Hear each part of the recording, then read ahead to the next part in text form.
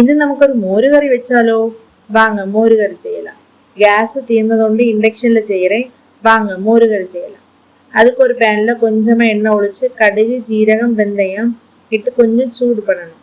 அதுக்கப்புறம் ஒரு வெங்காயம் ஒரு பச்சை மிளகு இடணும்.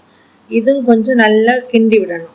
இது கொஞ்சம் ப்ரௌன் கலர் ஆனதுக்கு அப்புறம் கொஞ்சம் இஞ்சியும் வெளுத்துள்ளியும் சிறு சிறு பீஸாയിട്ട് கட் பண்ணி அது கூட ஒரு வற்றல் மிளகும் கொஞ்சமா கருவேப்பிலையும் போட்டு அதுவும் நல்லா கிண்டி விட்டுருக்கணும்.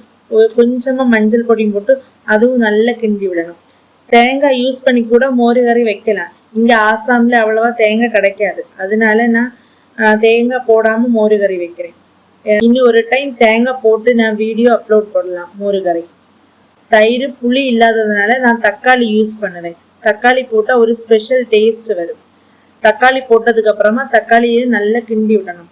தக்காளி கொஞ்சம் வேகிறதுக்கு வேண்டி குறைச்சு வெள்ளம் ஒழிக்கணும்.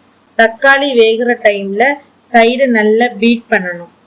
தக்காளி வெந்ததுக்கு அப்புறம் கெட்டியான தயிரை அதுக்குள்ள ஒழிச்சு ஸ்டவ் ஆஃப் பண்ணிடலாம். அவ்வளவுதாங்க மோருகறி. மோருகறி சூடு சாதத்து கூட சாப்பிட்டா அடிபொலியா இருக்கும். பாய்.